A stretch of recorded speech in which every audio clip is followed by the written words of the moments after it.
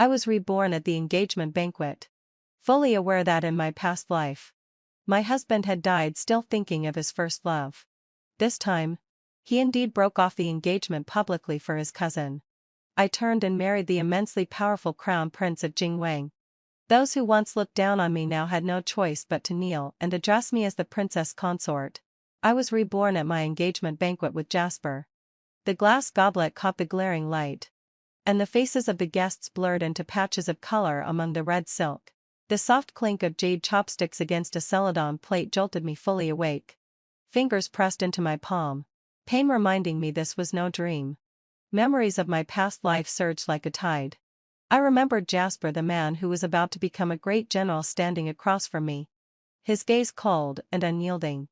I remembered even more clearly that on his deathbed, the only name on his lips was that of his cousin, Lily, Shashan, whom his family had sent away. Today, this marriage, I cannot proceed with it. Jasper's icy voice echoed through the hall, snuffing out all laughter in an instant. The entire assembly froze, eyes sweeping toward me as one. My parents' faces turned pale in shock. Jasper, what do you mean by this? My father asked, trying to suppress his anger. Without glancing at me, Jasper drew the marriage certificate from his breast pocket. My marriage to Sharon, I cannot honor, he said, his voice quiet but each word sharp as a blade, cutting not just into my heart, but into the 10 years of devotion I had wasted on him in my previous life. Jasper. His grandfather rose suddenly, his cane thudding heavily against the floor. But Jasper merely gave the room a cold glance, then performed the same action he had done in my past life. He tore the certificate to pieces. Snow-like shards drifted down. Then he turned and strode out, leaving a trail of finality. Stop. My father finally lost control. Do you take the Sharon family for fools? To humiliate us so? Jasper paused, his sharply defined face framed by the shifting light, colder than ever. Lily is leaving the capital to marry afar today. I cannot betray her. A ripple of shock spread through the hall. Whispers flooded among the guests, some sympathetic, some pitying, and some cruelly entertained. In my past life, I had cried and begged him to stay, only to be met with his resolute departure and the mockery of the entire capital. But not this time. I rose slowly, lifting the goblet of ceremonial wine from the table. The glass was cool against my fingers, the amber liquid swaying gently. Before all their astonished eyes, I drank it down in one go. Then I laughed a clear, ringing laugh that shattered the stunned silence. Perfect, I said, setting the cup down and surveying the room. I was going to break off the engagement anyway. Thank you for speaking first. Jasper. Jasper finally looked at me properly, a flicker of surprise in his eyes. He had not expected that I, the Sharon heiress who had always pursued him, would react this way. You need not force a smile, Sharon, he said coldly. This is my failing, and one day I will make amends. Amends? I laughed softly. Do you think I was speaking out of anger? I stepped forward and picked up a piece of the torn certificate from the floor. The red paper, gilded with gold, perked my eyes. The one you long to chase after. Lily, do you know why she is marrying far away? Jasper's brow furrowed. What do you mean? I mean, I said deliberately, having fulfilled Xianxia, tearing the fragment into even smaller pieces. Rather than wasting time here with me, Jasper, you should hurry after the one in your heart, before you fail and end up empty-handed on both sides. The implication was clear, and Jasper's face darkened abruptly. How do you know about Lily? How did I know? In my past life, I had watched him go mad over her, winning battles and accumulating military honors just to bring her home one day. I had watched him, on his deathbed, whisper her name while forgetting me, the wife he was supposed to cherish. How could I not know?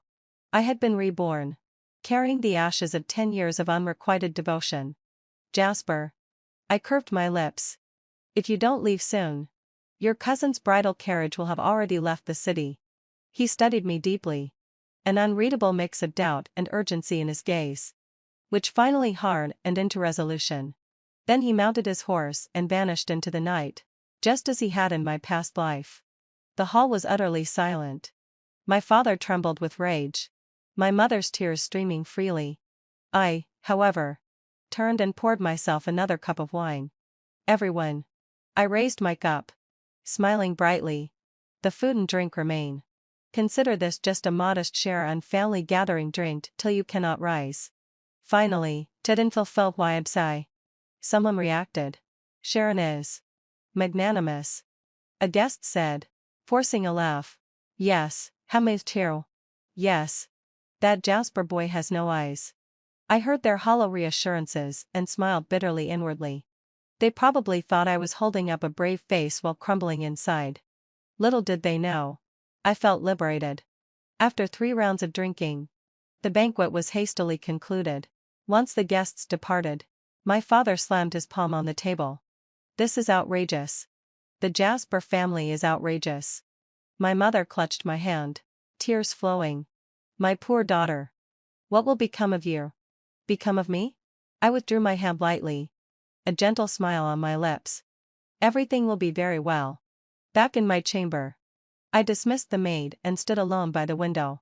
The night was ink black. Stars scattered across the sky. I thought of my past life.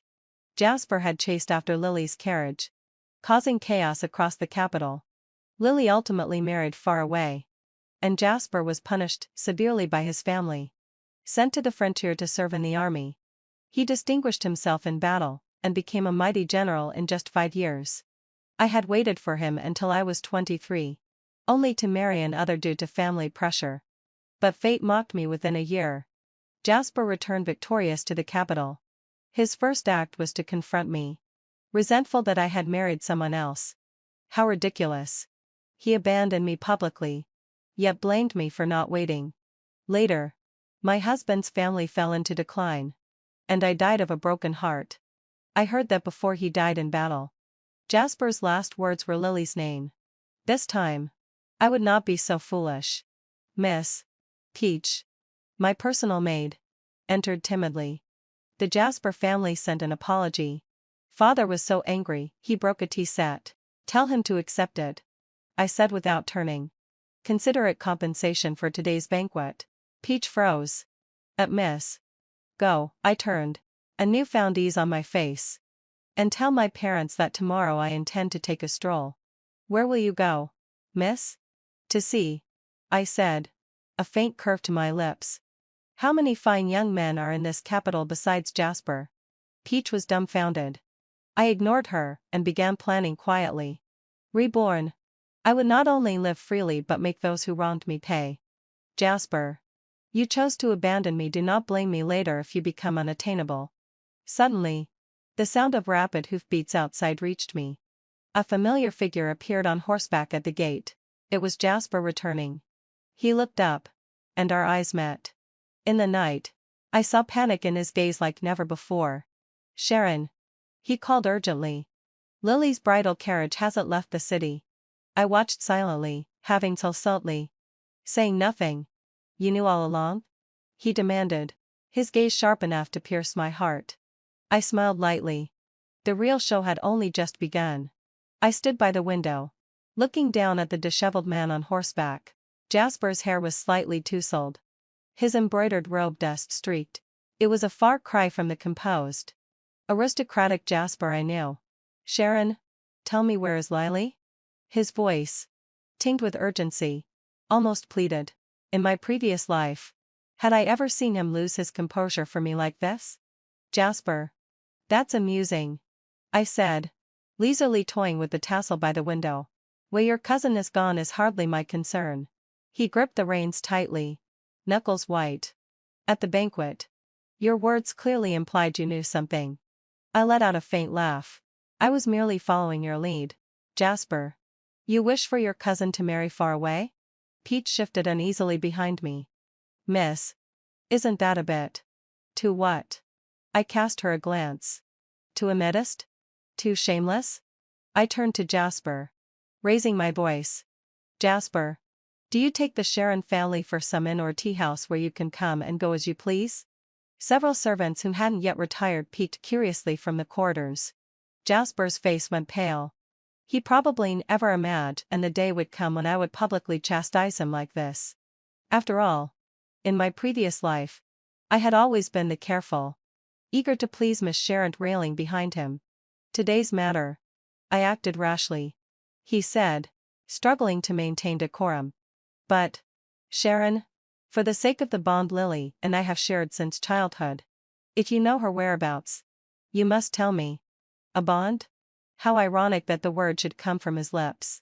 When had Jasper ever honored any bond with me? With the marriage promise in place, he publicly abandoned me for another woman. And now he had the audacity to ask me for bond? Jasper.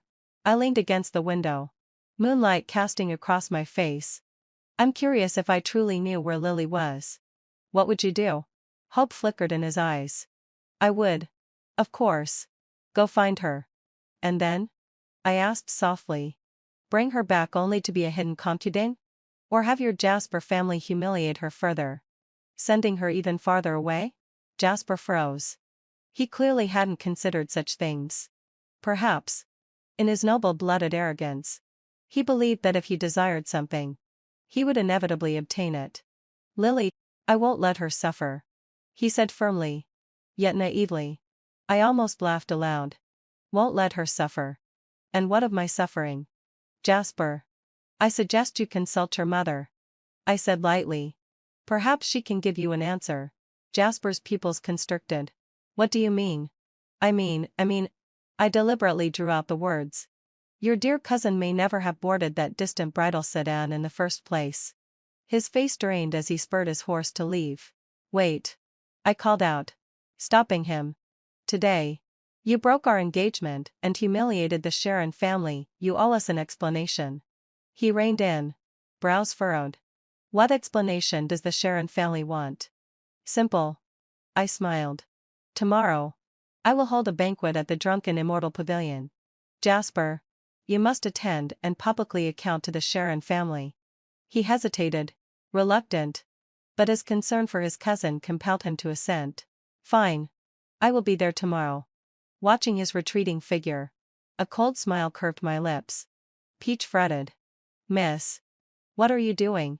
If Jasper doesn't come, won't people mock you again? He will come, I said with certainty. Because I knew Jasper too well. Willful, puzzle purr. Yes, but steadfast when it comes to promises. Once he agreed, he would appear tomorrow. Moreover, the clue I gave him was enough for him to discover the truth tonight. Miss, how do you know Lily hasn't left the capital? Peach asked curiously. I merely smiled. Memories of the past life surged like a tide. Lily had never boarded that bridal sedan. She had orchestrated a clever escape, leaving Jasper to chase an empty carriage while she hid in a secluded mansion within the city. When Jasper finally caught up, the family had no choice but to acknowledge her as his bride, and I became the laughingstock of the entire capital. This time, I would not let her succeed. Peach, prepare my outfit, I instructed. Miss, going out now? So late. Precisely because it's late. We get to watch the show.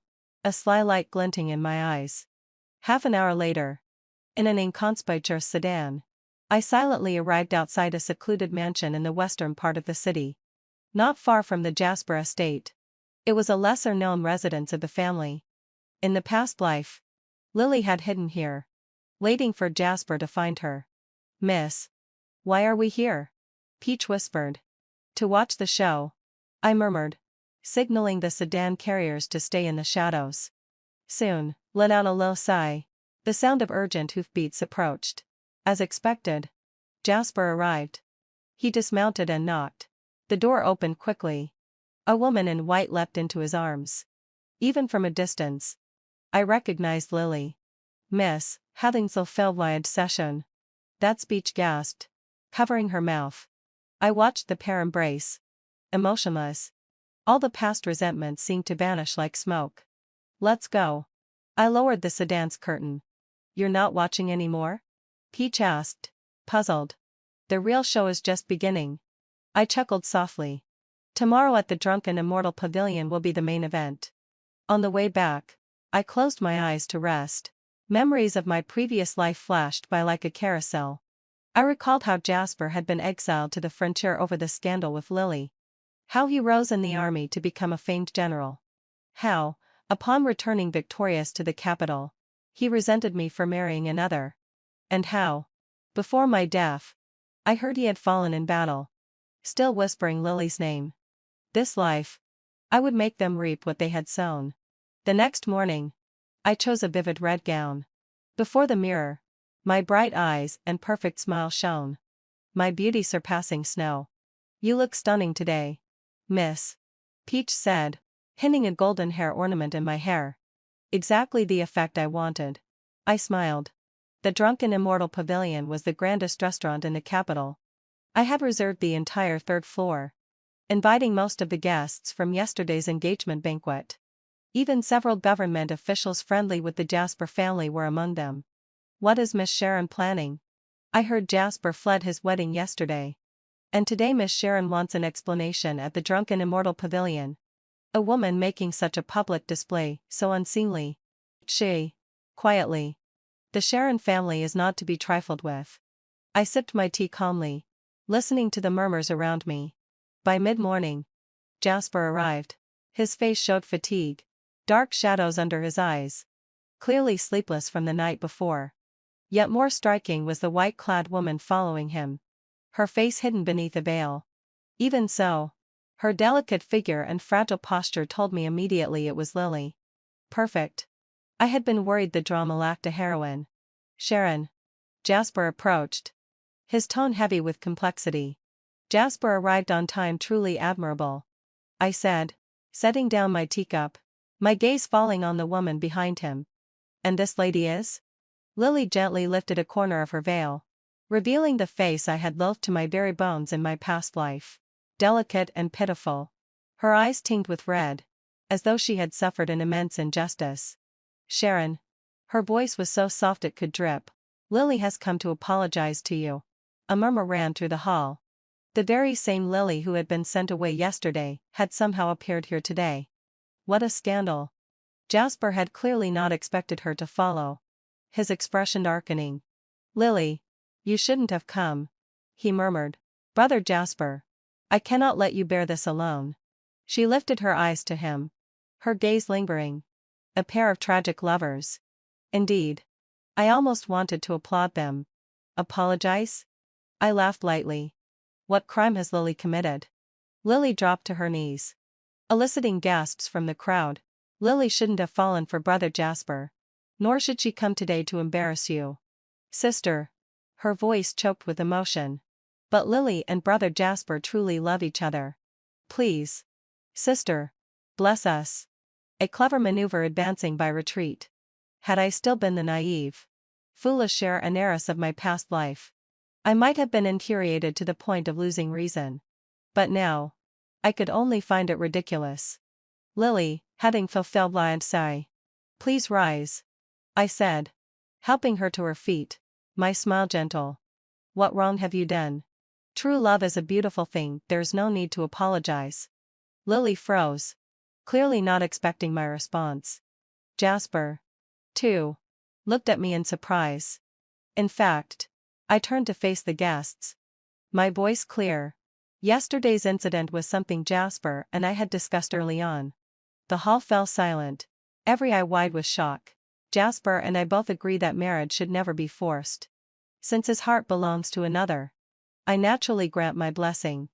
I glanced at Jasper, my smile deepening. I just didn't expect his acting skills to be so convincing, even tearing the marriage certificate looked real. Jasper's face darkened. Sharon. You let out a low sigh. But it works out well. I interrupted him. Now the whole capital knows Jasper's devotion to Lily. And that the Sharon family is magnanimous.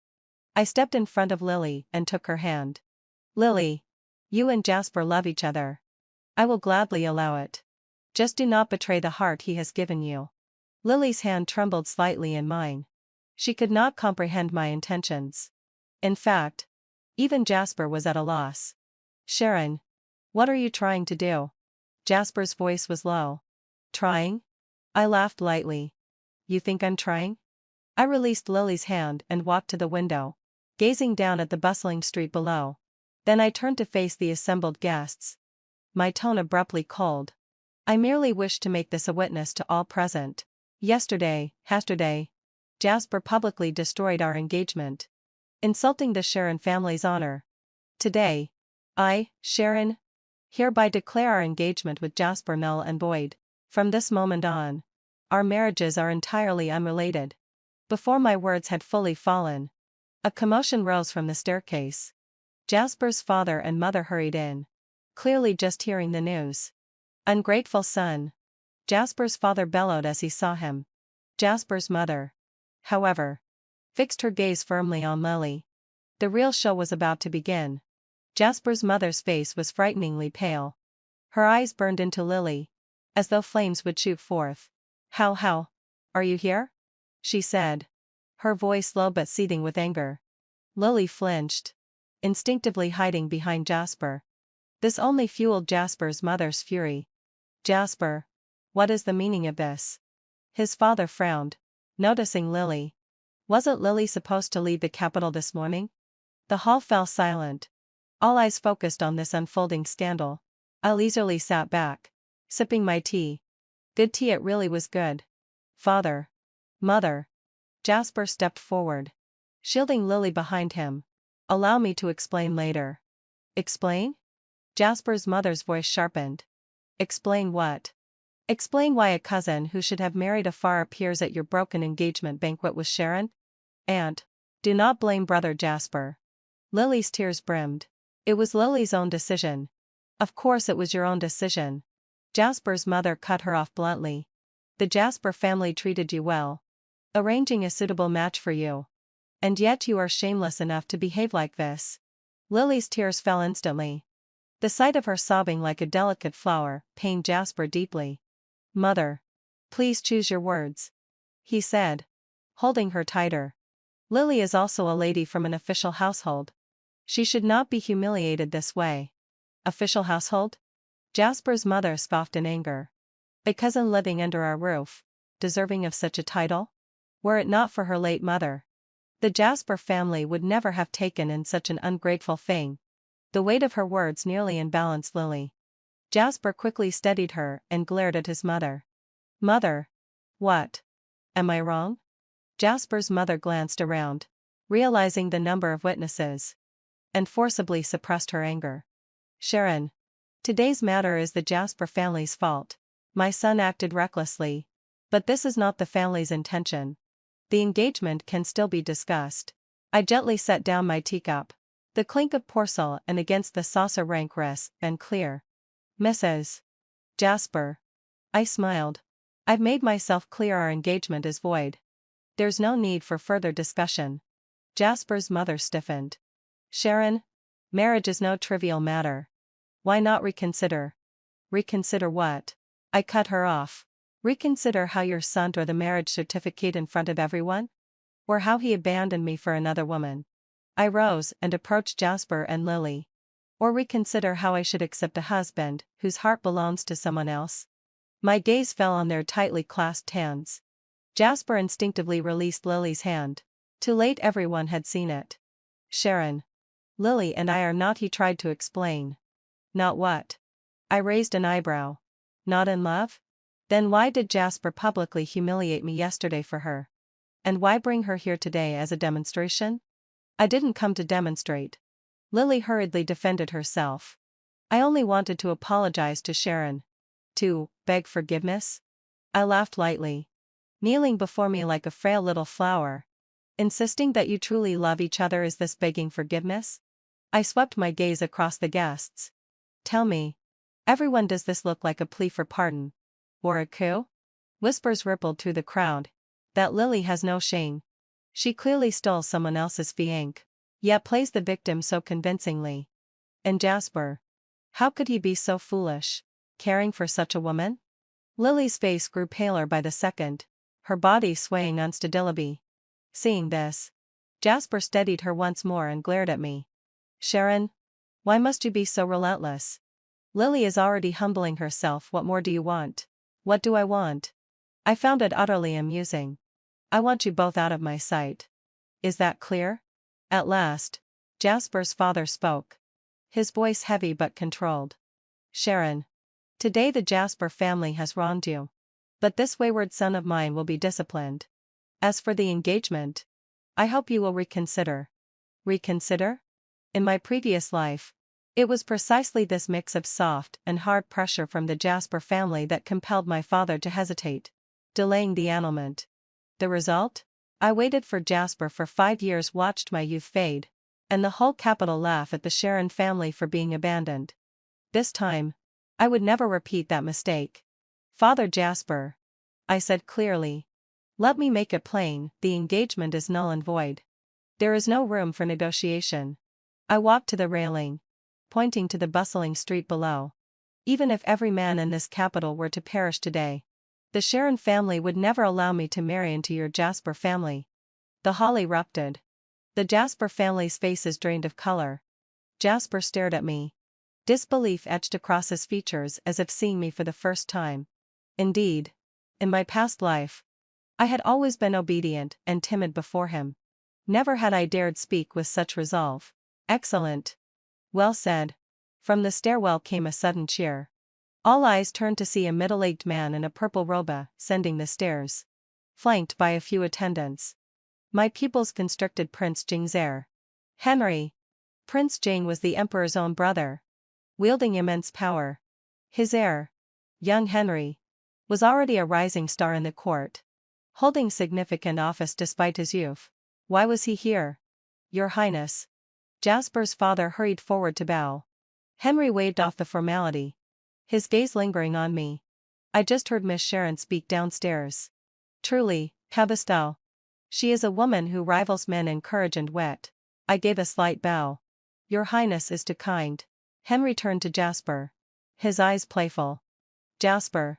To not cherish such a fiancée, yet care so deeply for her. He cast a glance at Lily and let out a soft chuckle. It's truly perplexing. Lily's face went ghostly white. Jasper's expression darkened. Your Highness. This is a private matter. Private? Henry arched an eyebrow. Tearing up the marriage contract in public. Bringing your cousin to humiliate your fiancée, this hardly seems private. Does it? He walked to the window, sunlight gilding his figure. Sharon. He said, turning to me. Since you have annulled your engagement, would you consider a proposal from my Jingwang mansion? A single sentence stirred a storm of whispers. The heir of Prince Jing was proposing to the newly single Miss Sharon? Even I was momentarily stunned. In my previous life, I had no dealings with Henry. Why would he withhold? The Jasper family's faces were pale with shock. If I married into the Jingwang mansion, the humiliation they inflicted on me today would become an everlasting thorn in their side. Your Highness speaks humorously, having fulfilled my sigh. I quickly regained composure. Having just endured this, Sharon has no intention of marriage at present. Henry did not press the matter, smiling faintly. No matter. There will be time enough in the future. He then turned to Jasper and Lily. However, today's little drama has been most enlightening. He approached Lily, looking down at her imperiously. Lily, I heard you were supposed to marry far away today. Why are you here instead? Lily trembled, tears welling in her eyes as she looked at Jasper. Your Highness. Jasper shielded her behind him. This is a matter of our family. A family matter? Henry chuckled. If I recall correctly, Lily's marriage was arranged solely by Jasper's mother. Escaping her marriage today is blatant defiance of imperial order. The phrase defiance of imperial order struck everyone like lightning. So Lily's marriage had been an imperial match. Jasper's mother's knees buckled, barely able to stand. Your Highness. There must be some mistake. Mistake? Henry produced a roll of bright yellow silk from his sleeve.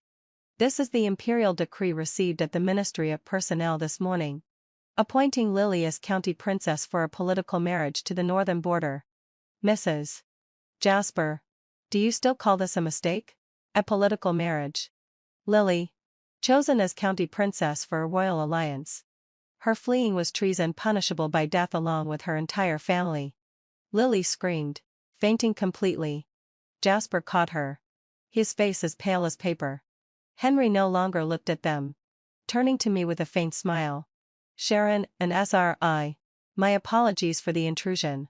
Should the need arise, the Jingwang mansion will always be at your service. With that, he departed with his attendants, leaving the hall in stunned silence and the Jasper family utterly humiliated. I gazed at the unconscious Lily and the bewildered Jasper holding her, a cold smile curling my lips. So this was the reason Lily had been so eager to seduce Jasper. She didn't want to marry far away. She aimed to force a consummation so the Jasper family would be compelled to protect her. Unfortunately for her, she had miscalculated. Defying an imperial decree and fleeing her marriage was a crime punishable by extermination. Now the Jasper family couldn't even save themselves. How could they save her? Miss, shall we leave? Peach whispered. I nodded, taking one last glance at the farce. Mrs. Jasper slumped to the floor. Mr. Jasper's face was grim as iron. And Jasper clutched Lily. Utterly lost. Those who wronged me in the past life were finally tasting their just desserts. But it was not enough. Far from enough. I stepped out of the drunken immortal pavilion into the blinding sunlight. A magnificent carriage waited before me. The window rolled down to reveal Henry's smiling face. Sharon, shall I escort you? I met his deep gaze and realized, this rebirth might prove far more entertaining than I had imagined. I stood at the entrance of the drunken immortal pavilion, the sunlight dazzling. Henry's carriage was exquisite, drawn by 4 pure white horses. The insignia of Jingwang mansion glinting in the sun. Sharon, shall I escort you? His voice carried a playful edge. I inclined slightly. Thank you for your kindness. Your Highness. Sharon's sedan awaits. He did not insist, offering a faint smile. A pity. I had hoped to discuss the Jasper family affair with you. There was more than met the ear in his words. But for now, I did not wish to entangle myself with the immensely powerful heir. Safe travels, Your Highness. I kept my smile courteous. Henry looked at me deeply, then lowered the curtain as the carriage rolled away. Only when it disappeared around the street corner did I exhale lightly. Miss, was that really the heir of Prince Jing? Peach whispered, eyes wide with awe and suspicion. I nodded, though my thoughts had already drifted far beyond the bustling street. In my past life, I knew little about this heir apparent, only that he was young yet deeply favored by the sovereign, wielding great influence at court. Why would he suddenly show me favor? Was it a mere whim, or did he have ulterior motives? Sharon. My father's call broke my thoughts. He hurried out of the drunken immortal pavilion, his expression grave. Just now, I didn't fulfill my accept, the crown prince's heir. Merely a chance encounter, I replied lightly. Father clearly did not believe me. But given the circumstances, he asked no further. On the carriage ride home, each of us was lost in our own thoughts. As the carriage halted before the Sharon estate, the butler rushed out to meet us. Master. Miss. The Jasper family has arrived. Father and I exchanged a glance, each seeing understanding reflected in the other's eyes. So, they had indeed come. In the parlor, Jasper's father and mother sat restlessly. The moment they saw us, Jasper's mother rose immediately, plastering a forced smile across her face. Mr. Sharon. Sharon. We deeply regret today's incident. It is truly a fault of the Jasper family. Father snorted coldly and strode to the main seat. Jasper has come today for what purpose? Jasper's father looked embarrassed. Mr. Sharon. I know that Jasper, that ungrateful scoundrel, is at fault, but as for the engagement is void. I interrupted. No need for further words. Mr. Jasper. Jasper's mother hurriedly spoke. Sharon. I understand your anger. But Jasper is young and foolish, beguiled by that Lily. So that gives him the right to publicly shame the Sharon family? Father slammed his hand on the table. Sanjoya. The Sharon family has treated your Jasper family well. And this is how you repay us? Jasper's father's face flushed. Mr. Sharon, please calm yourself. That ungrateful son has already been disciplined and confined to the ancestral hall for reflection. As for Lily, she defied orders to escape marriage. The law will deal with her. I sneered inwardly. As expected, the moment trouble arises, they rush to wash their hands of it. In my past life, The Jasper family had done the same once Lily got into trouble. They pushed her forward to take the blame. But this life, I would not let them have their way. Lily has nothing to do with the Sharon family, I said coolly. As for Jasper, since his heart belongs elsewhere, forcing anything is useless. Jasper's mother exclaimed. Sharon? Jasper, he was only momentarily confused. Confused enough to bring a cousin to the broken engagement banquet? I smiled faintly. Mrs. Jasper. Sharon, am not so desperate as to marry a man whose heart belongs to another. Her face immediately turned ashen. Father shot me an approving glance. Then turned to Jasper's father. Jasper, you've seen for yourself today. My daughter's decision is final. Let this engagement end here. Jasper's father sighed deeply. Very well. We will not insist.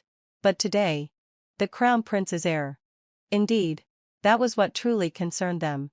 The Crown Prince's heir has no dealings with the Sharon family, I said deliberately. Today was purely a chance encounter. The Jasper family visibly relaxed. After seeing the Jasper couple off, Father dismissed the attendants and looked at me seriously. Sharon, tell me honestly, why did the Crown Prince's heir intervene on your behalf? I shook my head. I do not know, Father. The truth. In both past and present lives, Henry and I had no interactions. His actions today had truly caught me off guard. Father paused and thought. The Crown Prince's household is powerful, beyond what the Sharon family can reach. Since you'd just broken off an engagement, it's best to avoid mingling with such nobles. I nodded in agreement, though inwardly I knew that now that Henry had noticed me, avoiding him would not be so simple. Sure enough, 3 days later, an invitation arrived from the Crown Prince's estate. Crown Prince Henry invited me to the estate's flower viewing banquet in 3 days' time. Miss. This? Peach held the gilded invitation. Flustered, I studied the embossed card thoughtfully. The flower viewing banquet at the Crown Prince's estate was a coveted event, every noble lady in the capital vying for an invitation. In my past life, engaged to Jasper, I had never received such an invitation. This life, just after ending my engagement, to receive it now, its meaning was intriguing. Reply that I shall attend punctually, I instructed. Peach looked astonished. Miss. Didn't Father say? I've taken care of Father. I smiled. Since Henry extended an olive branch, why would I not accept? This life, I would live freely and ensure those who wronged me paid.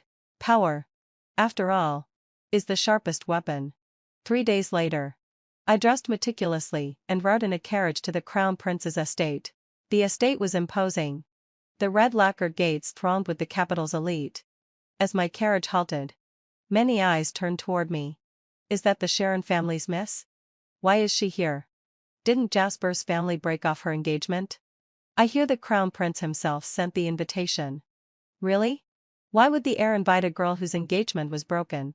I ignored the murmurs.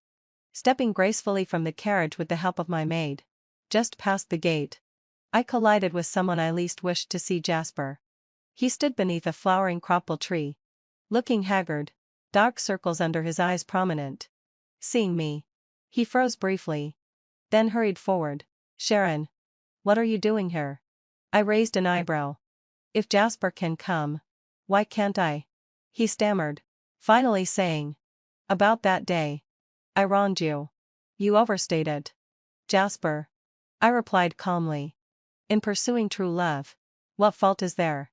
His expression arched and further. Lily has been taken by the authorities. I feigned surprise. Is that so? What a pity. My reaction clearly enraged him. Sharon, when did you become so cold? Lily's life is at stake. And? I cooled my face. What do you want me to do? Plead for her? Or speak to the Crown Prince on your behalf? He was caught off guard. Embarrassed, I smirked. Jasper, you publicly humiliated me for her. And now she is in trouble. And suddenly you think of me? Do you think I, Sharon, am some toy to summon and discard at will? I never thought that. He hurried to defend. Then remember this.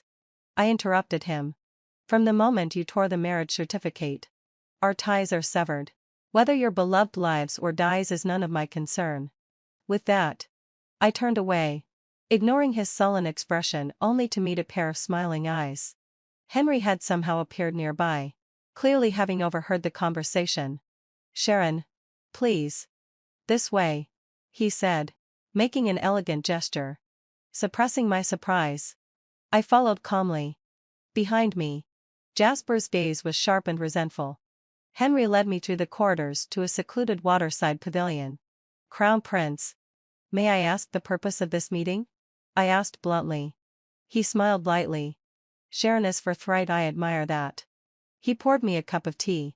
"Since parting at the drunken immortal pavilion, have you been well?" "All thanks to your highness. I am well," I replied. "That's good," he said, sipping his tea. "And what does Sharon think about Lily's matter?" An alarm bell rang in my mind. Why was he asking me this? "Sharon is dull and does not understand the prince's intent," I said cautiously. Henry set down his cup. "Eye sharp. Lily defied imperial order by fleeing her marriage, a crime punishable by death. Yet, if someone pleads on her behalf, there might still be a chance." I immediately understood his intention. He was testing me, probing whether I still harbored feelings for Jasper. "Your Highness." I smiled. "A nation has its laws. A family has its rules. Since Lily dares defy the imperial decree, she must bear the consequences." Henry's eyes flickered with admiration. "Sharon is indeed perceptive." He rose and walked to the railing, watching the fish swim in the pond below. "In 3 days, the northern border delegation will arrive in the capital. If no one pleads for Lily, she will be handed over to them." My heart skipped. To be handed over to the northern border delegation, that was far worse than death. The northerners were cruel, and no woman who fled a political marriage would be spared. Henry turned, his gaze penetrating. "Sharon, do you think Jasper will plead for her?" I met his eyes calmly. "He will." "Oh? And why are you so certain?" "Because Jasper is sentimental," I said lightly. "Especially toward Lily." Henry chuckled. "And would that not trouble your heart?" I smiled as well. "Your Highness jests. A man who discarded me like trash where his heart lies is none of my concern." For a moment, the waterside pavilion fell silent. A breeze rippled across the pond, carrying the scent of lotus. Henry suddenly asked, "3 days hence, at the palace banquet, would Sharon do me the honor of being my companion?" I froze. A palace banquet? A companion? The implication was unmistakable. The heir of Prince Jing was publicly declaring his favor toward me before the entire capital. Should I accept it? To accept his sudden favor would draw me further into the whirlpool of power and influence. I looked into Henry's deep eyes and suddenly smiled. "Your Highness does me great honor." Sharon is humbled. After all, having been reborn, why not play the game boldly? "Jasper, Lil, your little game has only just begun." 3 days later, the carriage of Jingwang Mansion arrived punctually at the Sharon family residence. Henry came personally, drawing curious glances from the entire street. I wore a water blue court dress, my hair styled high, adorned with a single simple jade hairpin, which only accentuated the porcelain whiteness of my skin. My father stood at the doorway, expression conflicted. "Sharon, the palace is full of intrigue. Be cautious in all matters," he whispered. I nodded. "Your daughter understands." Inside the carriage, Henry was unusually silent. Only when the palace gates loomed did he speak. "At tonight's banquet, the northern border delegation will also be present." I understood immediately. "Your Highness worries about Lily?" He smiled lightly. "I worry Sharon might soften her heart." "You worry needlessly." I gazed out at the towering palace walls. "Sharon may not be without heart, but she understands what it means to face the consequences of one's actions." Henry gave me a long look and fell silent.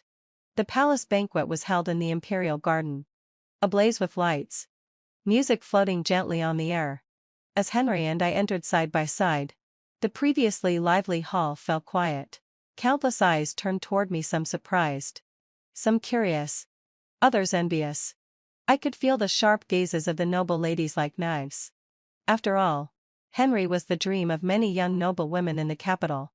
Yet here he was, Attending the banquet with a woman just divorced by the Jasper family, an undeniable slap in the face to them all. Your Highness. A soft, delicate voice rang out. I turned to see a girl in a pale yellow court dress approaching. Her gaze lingering on Henry. Completely ignoring me. It was Princess Clara. Henry's cousin. The woman who had loved him to the grave in my previous life. Clara. Henry nodded lightly. Only then did Clara seem to notice me. Feigning surprise. And who might this be? Sharon? Daughter of David. Henry said briefly. Clara scrutinized me. A mocking smile curling her lips. I get beef too. The Sharon who was rejected by the Jasper family. Her voice was just loud enough for everyone nearby to hear. Whispers erupted immediately. I remained composed. Smiling faintly. Princess. Your news is swift. But it is not a rejection, it is an annulment. Clara was taken aback by my composure. Momentarily speechless. Henry's eyes twinkled with amusement as he naturally took my hand. The banquet is about to begin. Let us be seated. His gesture, unmistakably, having tilsildland session, was a public declaration of his favor. Clara's face fell. Her displeasure obvious. The banquet commenced. With music and dance filling the hall. Seated beside Henry, I could feel countless eyes on me from all directions. The most intense gaze came from across the hall. Jasper. He sat alone in a corner, drinking cup after cup, yet never taking his eyes off me. I deliberately ignored him, laughing and chatting with Henry as if unbothered. After several rounds of wine, the emperor arrived. Everyone rose to bow. I lowered my head, catching sight of Jasper suddenly standing. My heart tightening. As expected. Once the emperor was seated, Jasper stepped forward and knelt. Your servant Jasper has a matter to report. The entire imperial guard and fell into stunned silence. The emperor raised an eyebrow. What is it? Jasper? Jasper bowed deeply. I beseech your majesty to show mercy and spare Lily's life. I smirked inwardly. So predictable. Henry gently squeezed my hand beneath the table, signaling me to remain calm. The emperor's expression darkened. Lily defied imperial order.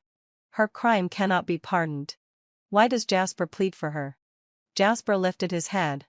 Eyes resolute. Lily is my cousin. She has been frail since childhood, and the northern lands are harsh she cannot endure. I am willing to offset this with my military service. Asking your majesty for leniency. Military service? The emperor chuckled. Jasper.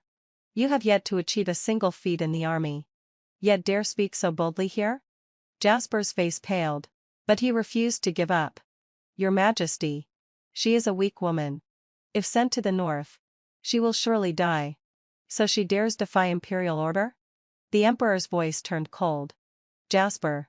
Do you even know the gravity of defying an imperial decree? At that moment, a man from the northern delegation rose. Voice booming, Your Majesty. We come in good faith to seek marriage. Yet your country insults a fleeing bride. What is the meaning of this? The atmosphere tightened instantly. Jasper tried to speak again. But the emperor, furious, roared, Guards. Drag Jasper away, and administer 30 strokes. The guards moved forward. Wait. Henry's voice cut through. All eyes turned to him. Your imperial uncle. Henry rose and bowed. Your nephew has a word to speak. The emperor's expressions softened slightly. Speak. Henry's gaze swept over Jasper before resting on me. Jasper's devotion is moving. Yet. He paused deliberately, keeping everyone on edge. Yet what? The emperor asked. Yet your nephew is curious. Henry's lips curved. Has Jasper considered how his publicly humiliated Xianxia feels while he pleads for his cousin? A statement that awake and the dreamer from slumber. Only then did everyone remember that I was the most innocent victim in this entire farce. The emperor's gaze turned toward me. Miss Sharon. You speak. How do you think I should deal with this matter? Suddenly summoned, I became the center of attention. Jasper looked at me. A flicker of hope in his eyes. Was he expecting me to plead for him? I rose slowly, performing the proper bow. Your Majesty. The law of the land is the law of the land. The rules of a family are the rules of a family. Your wisdom is unmatched. And I dare not speak recklessly. My words were flawless, firm yet respectful, declaring my stance without overstepping. A gleam of approval flickered in the emperor's eyes, though he deliberately asked, "If I were to pardon Lily, would you consent?" I lifted my head, eyes clear and unwavering. "Your Majesty, I believe that the law allows no favoritism. If today we let one person's feelings override justice, how shall the people obey in the future?" Wise indeed. Justice allows no leniency. The emperor clapped his hands and laughed heartily. The Sharon household's young lady understands righteousness. He turned to Jasper, his expression hardening. "Jasper, do you hear this? Even the Xianxia you betrayed understands the law, yet you do not." Jasper stared at me in disbelief, eyes filled with anguish. I met his gaze calmly, heart as still as water. "In the past life, you wronged me. In this life, I repay in kind." "Fair. Indeed, Jasper. For insubordination before the throne, your office is revoked, and you shall receive 30 lashes immediately." The emperor's decree left no room for negotiation. The guards dragged a pale, devastated Jasper away. Henry returned to his seat, subtly squeezing my hand beneath the table. "Well done," he murmured. I lowered my eyes, feeling neither joy nor guilt. This was only the beginning. The banquet continued with song and dance, as if the earlier disruption had never occurred until a member of the northern border delegation stood. "Your Majesty, since the county lord meant for marriage is no longer present, perhaps a new noble lady should be selected for the alliance?" The emperor raised an eyebrow. "Oh? Does the envoy have someone suitable in mind?" The envoy's gaze swept across the hall before settling on me. "I believe this Miss Sharon, dignified and poised, is the ideal candidate for the alliance marriage." The jade chopsticks in my hand nearly slipped. Henry's grip tightened, though he still wore a composed smile. "The envoy speaks in jest. Sharon has just ended her engagement. It is not appropriate to discuss marriage now." The envoy pressed on, unconcerned.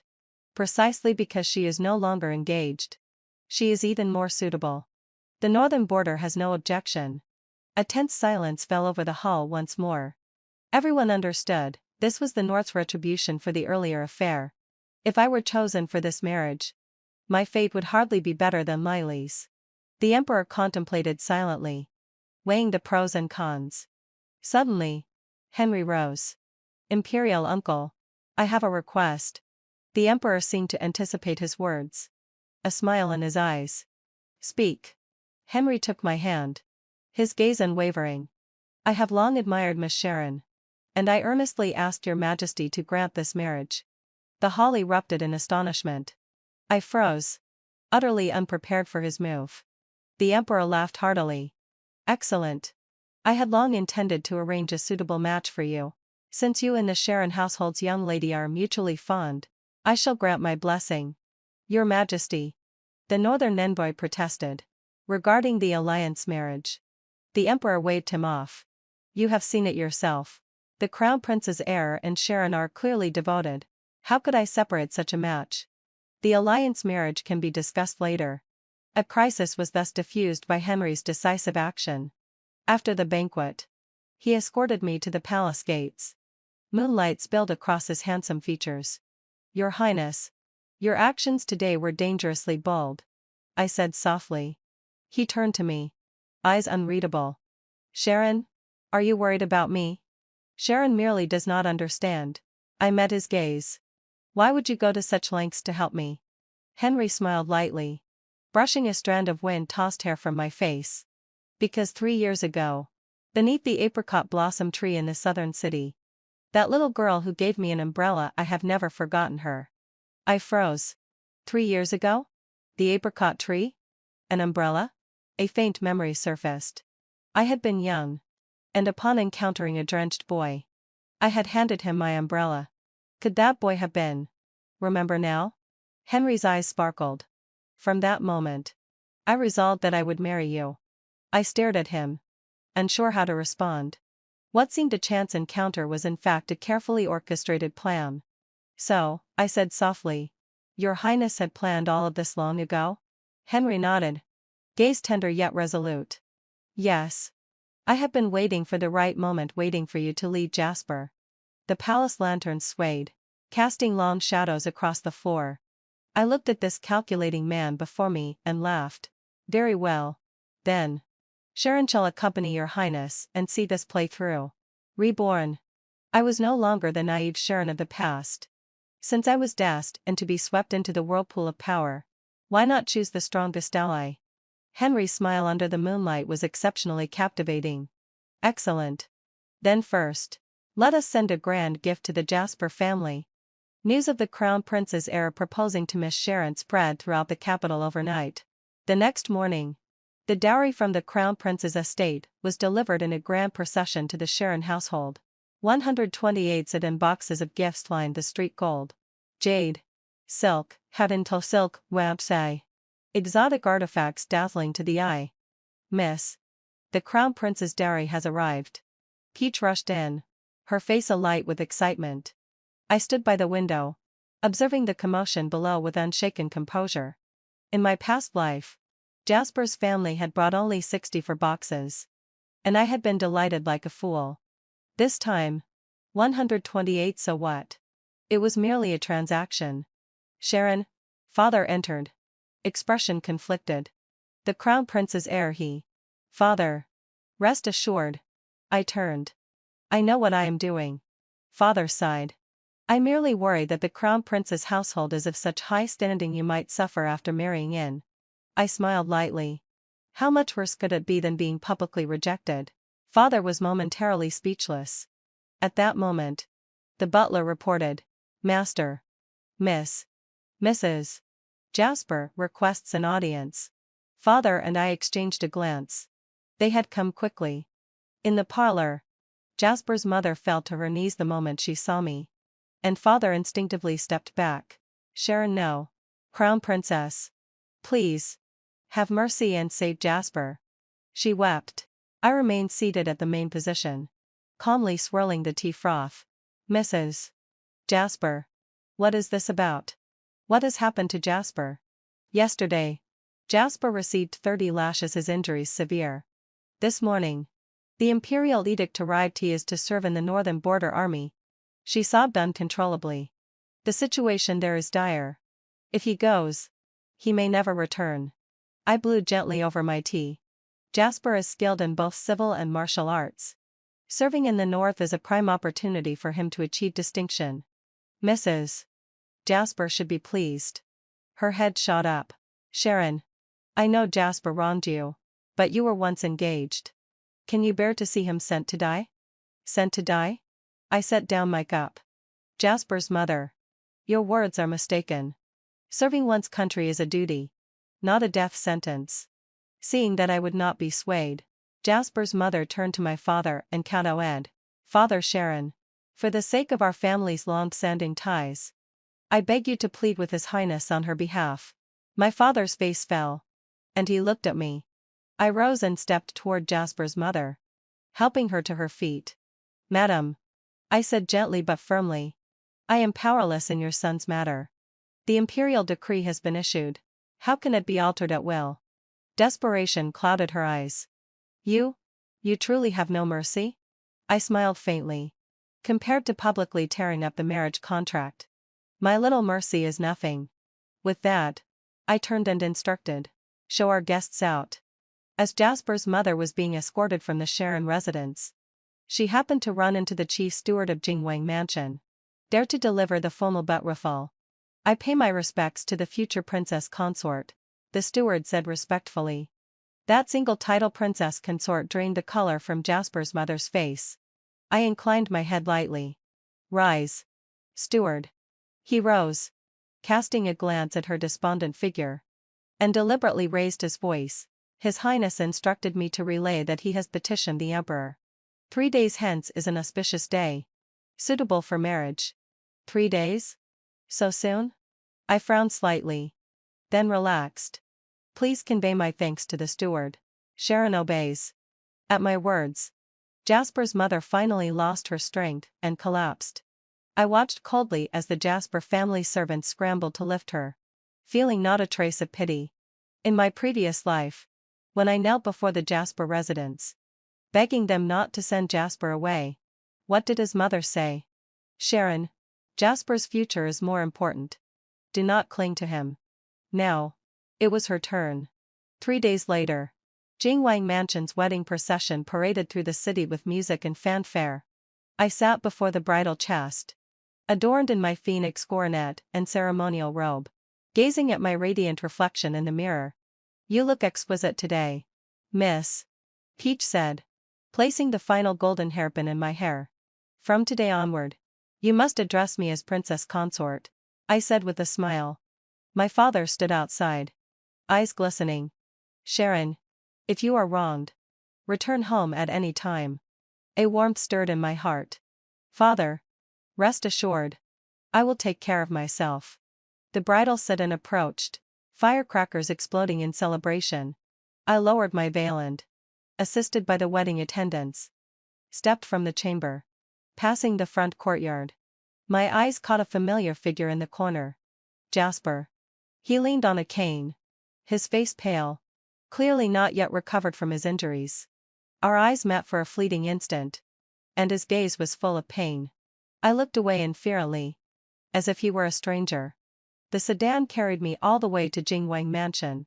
The wedding ceremony proceeded smoothly. From the hall rites to the bridal chamber, everything unfolded as though witnessed, until only Henry and I remained in the bridal room. He lifted my veil, eyes alight with admiration. Princess Consort, today you are truly breathtaking. I lowered my gaze. Your Highness flatters me. He smiled softly and took my hand. Still angry with me? Sharon dares not.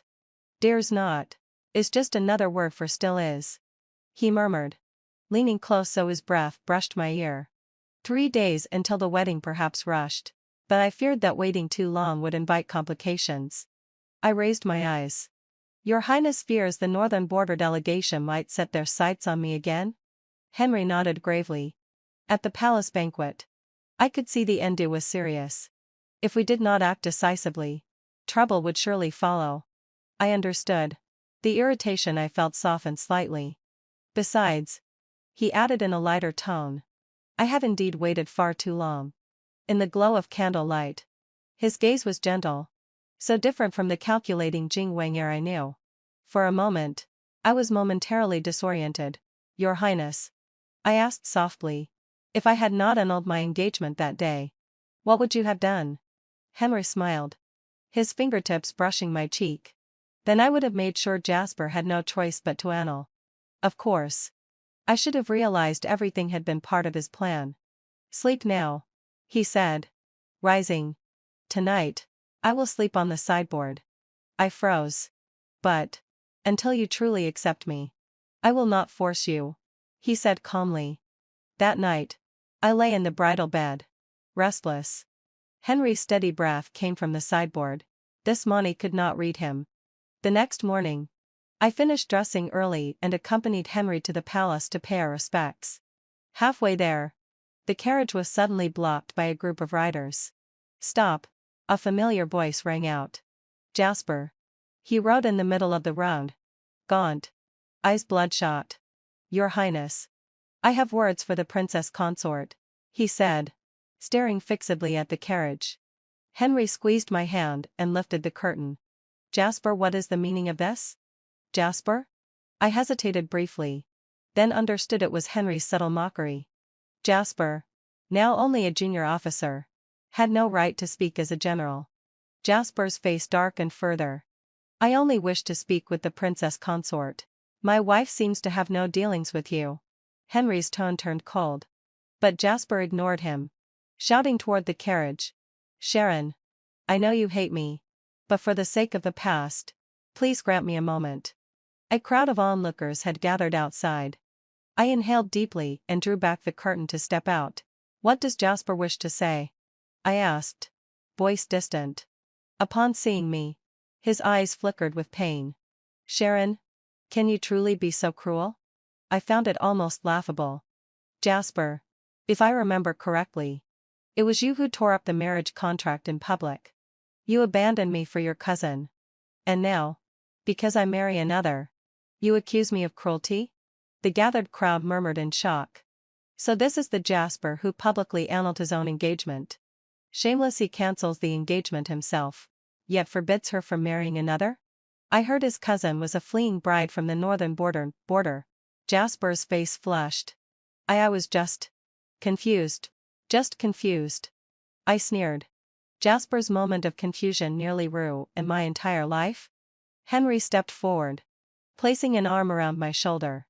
Jasper, if you have no urgent business, my wife and I must continue to the palace to pay respects. Jasper looked at Henry's hand on my shoulder, eyes almost shooting fire. Suddenly, he dropped to his knees. Sharon, I know I was wrong. Please, heading facade my obsession. Give me a chance. His kneel shocked everyone present. Jingwang Mansion guards hurried forward to intervene. I, however, laughed. Jasper, do you kneel for me? Or for your cousin? He froze. If I'm not mistaken, Lily is about to be escorted to the northern border. You want me to plead with the crown prince to save her, don't you? Jasper's expression said it all. I bent slightly to meet his eyes, my voice so low that only he could hear. Here's a secret: Lily's plan to escape the marriage. That was my idea. His pupils constricted. Disbelief written across his face. I straightened, my tone returning to normal. Jasper, the path you choose is yours alone. You cannot blame others. With that, I turned and stepped into the carriage, no longer sparing a glance at his ashen face. The carriage moved slowly, leaving the shattered man behind. Henry studied me, curiosity flickering in his gaze. What did you just tell him? I smiled faintly. Just a truth. A truth he would never be able to accept. As the carriage passed through the palace gates, Henry said, in 3 days, a northern delegation will leave the capital. Lily will accompany them. I nodded, calm as ever. All the suffering she had caused me in the past life, I would reclaim it all in this one. And this was only the beginning. The palace rose majestically, white marble steps stretching toward the sky. Henry took my hand, his gaze deep and steady. Are you ready, my crown princess? I clasped his hand in return, a confident smile gracing my lips. Of course. Life as the crown princess proved calmer than I had imagined. Henry treated me with utmost respect, and aside from necessary courtly duties, he spent most days in the study attending to affairs. The crown princess of the prince's residence had passed away early, and the household was managed by an elderly princess, my grandmother's generation, who treated me kindly enough. One day, while I was learning household management from her, a messenger interrupted. Crown princess, news has arrived from the northern border. The ledger in my hands trembled slightly. The elder princess cast me a gentle glance. Go. Perhaps Henry has military matters to report. I bowed and stepped aside, already knowing this was not from Henry. Sure enough, it was a report from the spy I had placed in the northern border. Unfolding the letter, just a few words made my eyes widen. The Lily family is with child. The northern king pardons her crime and takes her as a secondary consort. Pregnant? Lily? Judging by the timing, she had conceived before leaving the capital. No wonder she had rushed to seduce Jasper, she feared exposure. But this child, whose is it? Jasper's? Or that northern noble she was originally supposed to marry? What are you staring at so intently? Henry's voice came suddenly from behind. I instinctively hid the letter in my sleeve and turned to smile. Just some domestic news. You came back early today. His gaze lingered on my sleeve, but he said nothing. The northern campaign is critical. Jasper suffered defeat in his first battle, losing men and materiel. My hand paused over the teacup. How does His Majesty plan to handle him? 1 year's pay suspended, but he may redeem himself in service. Henry replied calmly, taking the cup. You seem concerned about him? I lifted my eyes. What do you think, Your Highness? Our eyes met, and he suddenly smiled. Naturally, my crown princess. The one you care most about is me. At that moment, the butler reported, Your Highness, Mrs. Jasper is here again, kneeling outside the mansion and refusing to leave. Henry arched a brow. Which time is this? The 3rd. I replied lightly. Since Jasper had left for the northern border. His mother had come every few days to beg for his return. And this time? What excuse? Henry asked. The butler looked uneasy. Mrs. Jasper says that the Crown Princess and Jasper are not yet estranged, and she hopes your highness will allow them to reconcile. With a sharp crack, Henry's teacup shattered. What a family! He sneered. I suppose they are courting death. I pressed my hand over his. Remain calm. I'll handle this. Outside, Mrs. Jasper knelt on the bluestone path, her appearance haggard. Seeing me, she acted as though I were a savior. Sharon, no. Crown Princess. For old times' sake, please save Jasper. I stepped forward, dismissing those around me, and looked down. Mrs. Jasper. You just said my relationship with Jasper is not yet over? Her eyes flickered nervously. Crown Princess. Jasper's life in the north is uncertain. Only you can save him. So you spread lies and tarnish my reputation. My voice chilled. I did not mean that. She stammered. It's just that Jasper. He has always cared for you. That day he knelt in the street. The whole capital saw. I laughed. So you think I could abandon propriety and decency to entangle myself with a married man? She froze. A married man? I feigned surprise. Mrs. Jasper. You didn't know? Lily married in the north now. She is the northern king's secondary consort, and she is with child. Mrs. Jasper reeled, collapsing onto the ground. No, no. Impossible. Why impossible? I bent close, whispering in her ear. Judging by the timing, she was already pregnant before leaving the capital. Mrs. Jasper. Your precious son is quite brilliantly cuckolded. Her body trembled. Face ashen. I straightened. My voice calm again. Take Mrs. Jasper back to her residence. Should she speak nonsense again, she will answer to me personally. On the way back to the mansion, I felt a thrill of satisfaction. What they had done to me in the past life, I would repay in this one. As I entered the courtyard, Henry stood there, holding the letter I had just hidden. News from the north? His tone was unreadable. I felt a jolt, but kept my expression neutral. Yes. Why hide it from me? Sharon erred not. I lowered my eyes. It is merely a woman's affair. I did not wish to trouble you. Henry stepped closer, lifting my chin.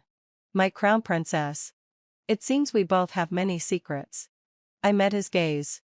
And you, Your Highness? Our eyes locked. And he suddenly smiled. Good. Very good.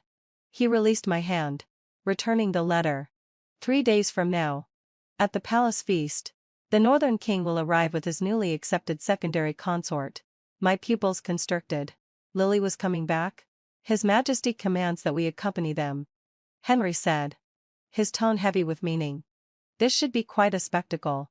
3 days later, at the palace feast, I wore my ceremonial crown princess attire, sitting beside Henry at the head of the throne. When the northern king entered with Lily, the hall erupted in murmurs. My once delicate cousin now dazzled with jewels, her belly slightly rounded, her every gesture brimming with charm. By her side, the northern king, over 50, coarse-featured and imposing, contrasted sharply with her elegance. Your Majesty, I pay respects, Lily said with practiced formality, her gaze subtly brushing over me. The emperor laughed. No need for such formality. I hear news of your pregnancy truly felicitous. Lily caressed her belly, smiling sweetly. Thanks to your Majesty's blessings. Midway through the feast, Lily suddenly rose. Your Majesty, I have an unusual request. Speak freely. My dear. Her eyes turned toward me. The Crown Princess and I are old acquaintances. I wish to speak a few private words with her, may I? The Emperor nodded in assent. In the Imperial Garden, Lily and I faced each other. Sharon. It seems you are well, she said, her smile soft, but her eyes sharp with intent. I smiled lightly. You are too polite. Your Highness. The secondary consort. You didn't expect this, did you? She said, resting a hand on her belly. I managed to come back this time as the northern border consort. Indeed. I didn't. I nodded. Consort. You have quite the skill. She leaned closer. Voice low. I know it was you who set me up. That letter suggesting I flee the marriage, it was you who sent it. I arched an eyebrow. Evidence? No need for evidence. She sneered. Once I give birth to the prince, the first person I'll deal with is you. I smiled lightly. Consort. Perhaps you should first consider how to explain the timing of this child. Her face fell. What do you mean? What I mean. Consort. You know well yourself. I brushed my sleeve. If the northern border prince learns this child isn't his, you're lying. Lily staggered back, her anger masking inner fear. I pressed forward step by step. Whether I lie or not, the truth will be clear once the child is born. The question is whether the northern border prince has the patience to wait that long. Her face drained of color, and she suddenly lunged to push me. I had anticipated this, sidestepping easily. But she had used too much force, lost her balance, and tumbled to the ground. Ah, she screamed, her skirt now stained with blood. The palace attendants and eunuchs erupted into chaos. The northern border prince arrived at once. Furious. What happened? Lily pointed at me, tears streaming. Your Highness. The princess consort She pushed me. All eyes turned to me. Henry stepped forward, shielding me behind him. Consort. Choose your words carefully. My wife would never do such a thing. The prince's eyes blazed. I saw it with my own eyes, how could it be false? Your Highness. Did you see her push anyone? Henry's tone was unwavering. At that moment, a timid voice quivered, and my lady. I saw it. A small palace maid, kneeling and trembling, confessed. It was the princess consort who pushed the consort. I smiled coldly to myself. So, she had been waiting here all along. The imperial physician hurried over, examined Lily, and shook his head. Consort has been startled. The fetus is unstable. She must rest. The northern border prince's anger flared. Your Majesty. Is this how your kingdom treats guests? The emperor's expression darkened. Sharon. Do you have anything to say? I stepped forward, bowing properly. Your Majesty. I did not push anyone. You still deny it. The prince roared. Your Highness. Calm yourself. I said, looking serene. I have proof. In the astonished silence, I pointed to a corner of the garden. Behind that stone lion. Someone is hiding. He saw everything that just happened. The guards immediately searched and dragged out a man. When he lifted his head, Lily's face turned pale. It was Jasper. How was he here? Henry whispered in my ear. I arranged it. I understood at once he had known all along. Jasper knelt, his expression complex as he glanced at me. Then spoke. Your Majesty. I witnessed it myself. The consort fell on her own and falsely accused the princess consort. Gasps echoed across the courtyard. You're lying. Why would you protect her at my expense? Lily screamed. Jasper lifted his gaze, filled with pain. Because I cannot bear to watch you make the same mistake again. He turned to the northern border prince. Your Highness. The child in the consort's womb is not yours. His words sent shockwaves through the crowd. The prince's face turned ashen. What did you say? Jasper cowed. The child is mine. The night before I left the capital, the consort came to me. And we too. You lie. Lily went mad, lunging at him. Why would you betray me? The scene descended into chaos. The emperor's anger flared. Shameful conduct. Seize everyone involved. Amid the commotion, Henry held my hand tightly. Enjoying the performance. My prince?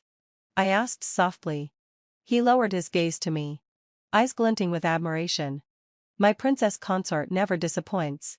I watched Lily and Jasper being dragged away, feeling no satisfaction. The debts of the past life had been repaid in this one. From now on, I am only the princess consort of Jingwang. No ties remain to past grudges. Shall we go home? Henry murmured. I nodded, intertwining my fingers with his. The sunlight was just right, stretching our shadows long before us. This life it has only just begun. The end. My childhood friend and I both made the list for government-sponsored study abroad. But he gave it up because he didn't want to be in a long-distance relationship with his girlfriend. I tried to persuade him kindly opportunities like this are rare. He should think it through, before deciding. In the end he broke up with his girlfriend and chose to go abroad with me. Later, at our parents' urging, we grew close and eventually married, treating each other with respectful distance. Until the day his ex-girlfriend married someone else, he got drunk, argued with me, and shoved me off the rooftop. You deserve to die. If you hadn't persuaded me to go abroad, Silva and I wouldn't have split. I should be the one marrying her, he shouted. Only then did I learn that Kale had never let go of his ex, that he blamed me for tearing them apart. When I opened my eyes again, I had been reborn back to the day he said he would give up the government scholarship. I'm thinking of giving up the study abroad. I'd be away 2 years, Silva says. She can't bear being apart from me that long. At those familiar words, the fingers holding the book tight and slowly until the tips went white. In my last life, on the day Kale received the wedding invitation from his ex, he drank far too much. Worried he might be poisoned by the alcohol, I tried to take his bottle away to stop him from drinking more. But Kale shoved me aside and smashed the bottle against the framed wedding photo on the wall.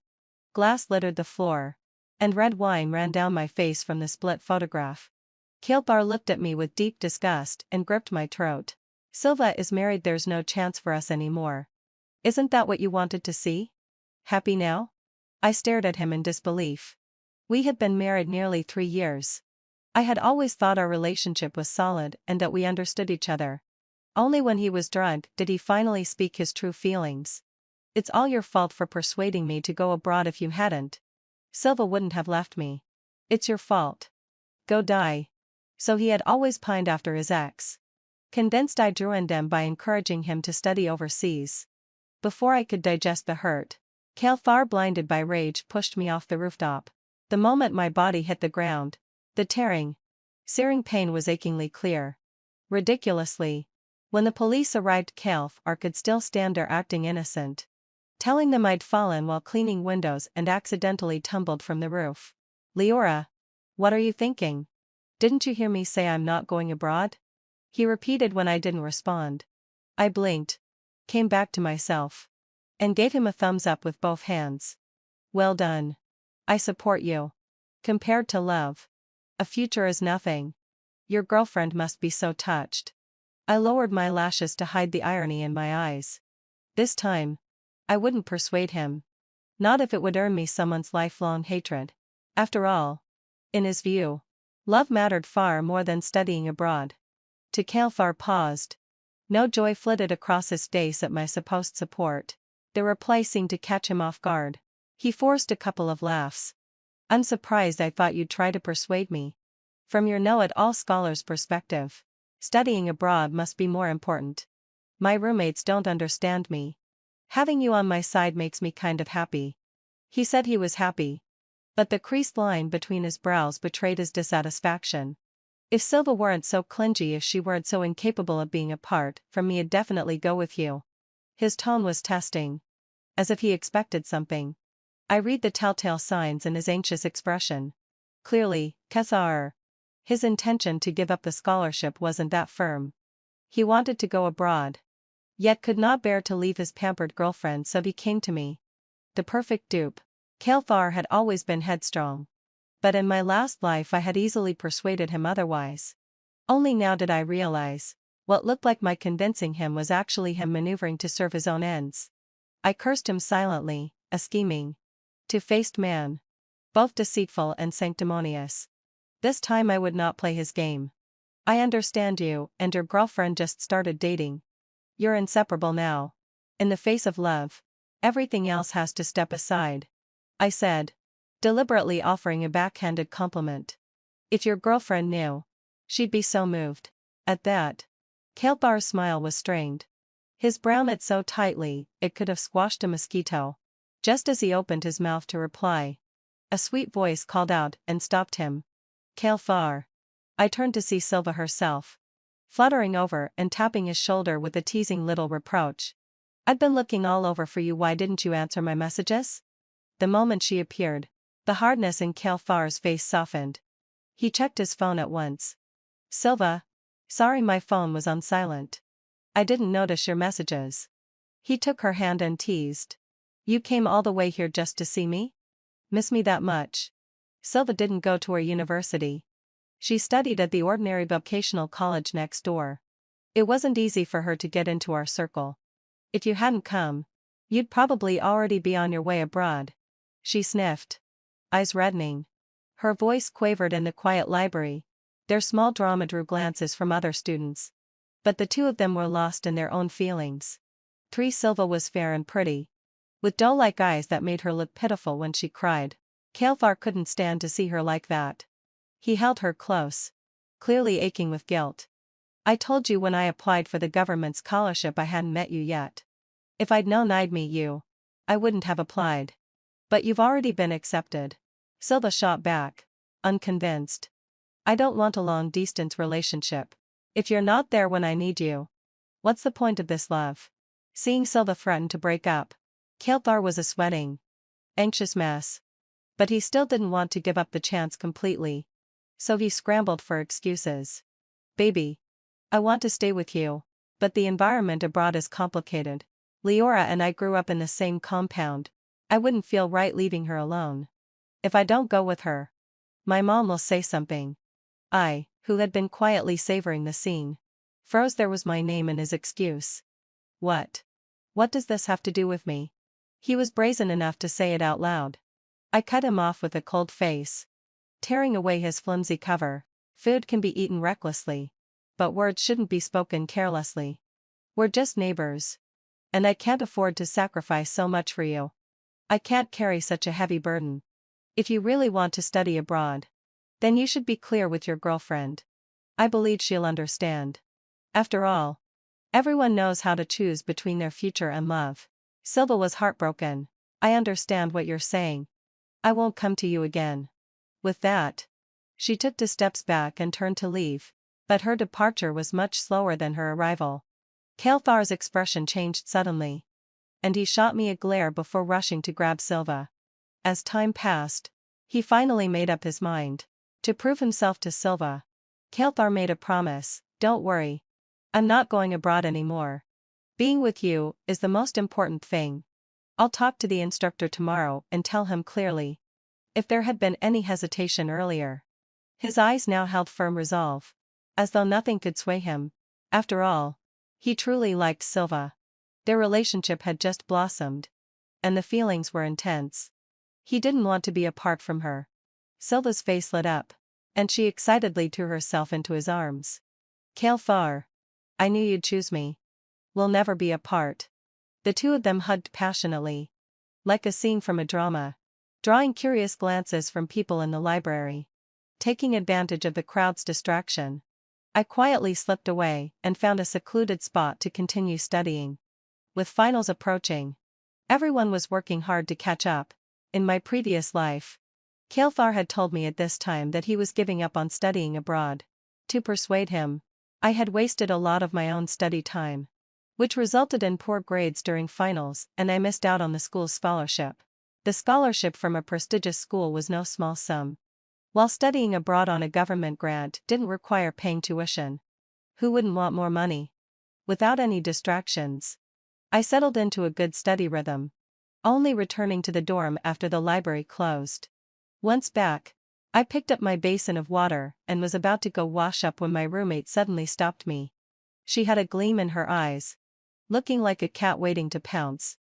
Everyone in the group chat's been talking about it this afternoon. They say Kalthar's giving up on studying abroad. Is it true? It was only then that I found out. The scene in the library earlier had been captured and posted on the campus wall, where it quickly spread as people shared it. The news of Kalthar giving up on studying abroad for love had gone viral on campus.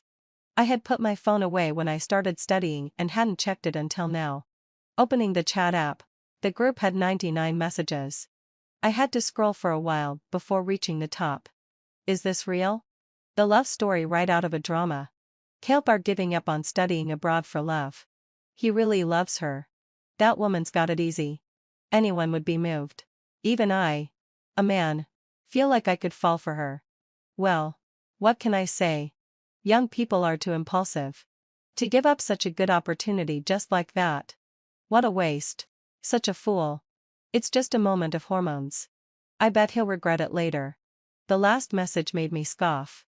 In my previous life, Kael'thar had said that choosing to study abroad was the biggest regret of his life. This time, he got his wish. I imagined he must be very happy. I left the group chat and nodded to my roommate. It's true. Kael'thar said it himself. After he confirms with the instructor will probably talk to you. My roommate let out an excited yell. The school only had 10 slots for government-funded study abroad, and she was ranked 11th. She had thought her chance for studying abroad was lost. But now, a big fool had decided to give it up. Looks like Kael'thar is really in deep. They've only been together for 2 months. And he's already willing to give up his bright future. Well, he deserves it. I've never liked him. He's been stringing you along for so long. And everyone thought you two were dating. But then he suddenly makes it official with some girl from the neighboring school, making you the laughingstock of everyone. Such a disgusting thing to do. While my roommate was happy, she didn't forget to stand up for me. I froze. Then started to think carefully. If she hadn't said anything, I might have forgotten. After all, to me, had that a low sigh. Everything from the previous life seemed so distant. Back then, Kael'thar and I had just started college. Because we were in an unfamiliar place, he still kept the same habit of always asking me to join him in everything. For instance, he'd buy breakfast and wait for me downstairs to go to class together. Or save a seat for me. Or invite me to the library to study.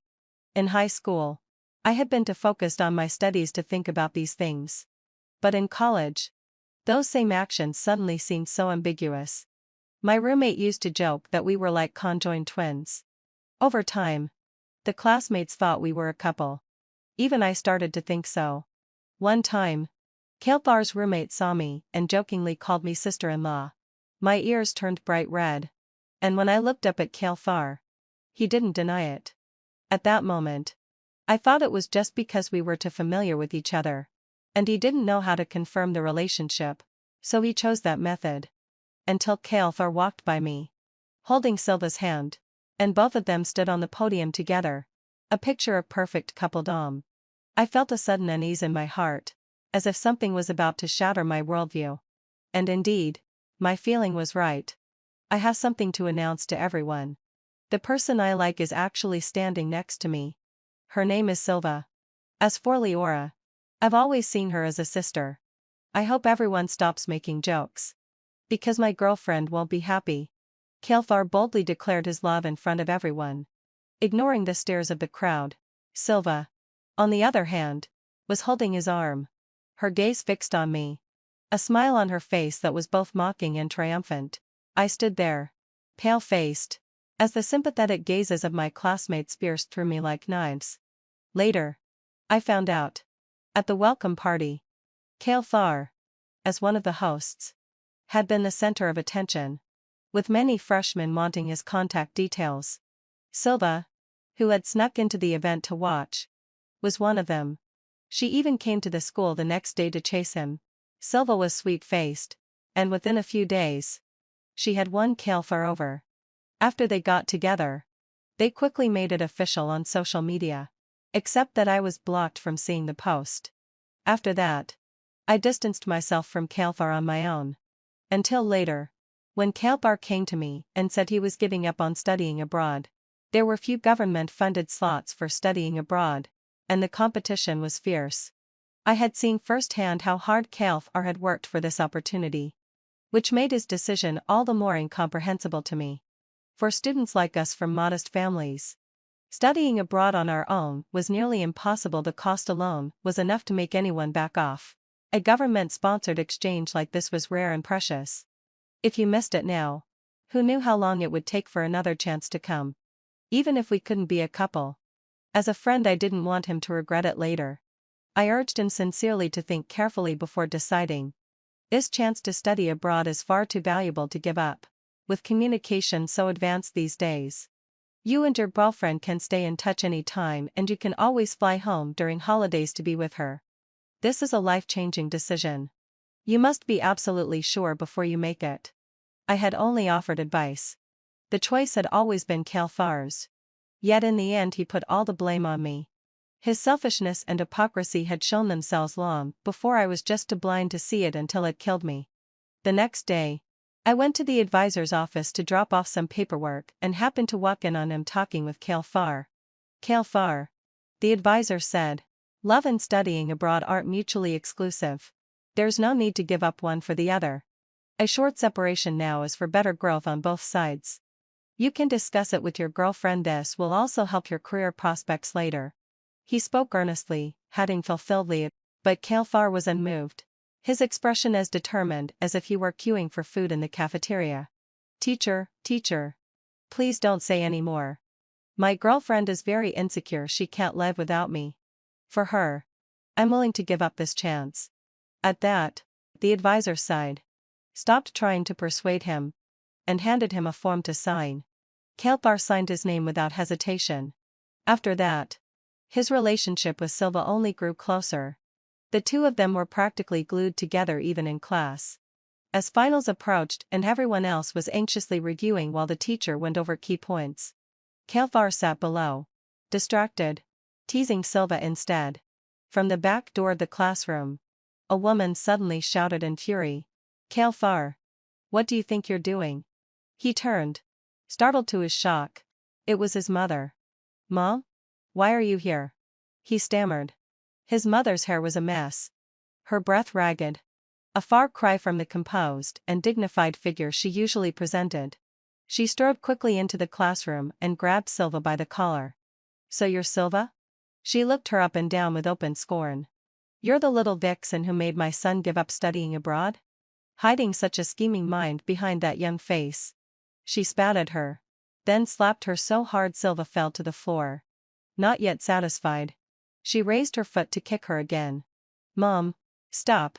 It took a stunned Kalfar several seconds to react before he rushed forward to block her. I never wanted to go abroad in the first place. It was my choice. This has nothing to do with Silva. His mother looked at him with bitter disappointment, as if hating iron for not becoming steel. Do you know how much your father and I invested in you? How hard we worked ourselves to the bone just to raise you to this point. We've been counting on you to make something of yourself. And now you're throwing away your future for a woman. We're old and still can't afford a home of our own. We're crammed into a staff dorm. All of this was for you. Do you think you're being fair to us? Her tears couldn't move Kalfar. He helped Silva to her feet, shielding her behind him. Fists clenched tight. You've only ever cared about your own vanity, you've never once asked what I truly want. I'm not your puppet.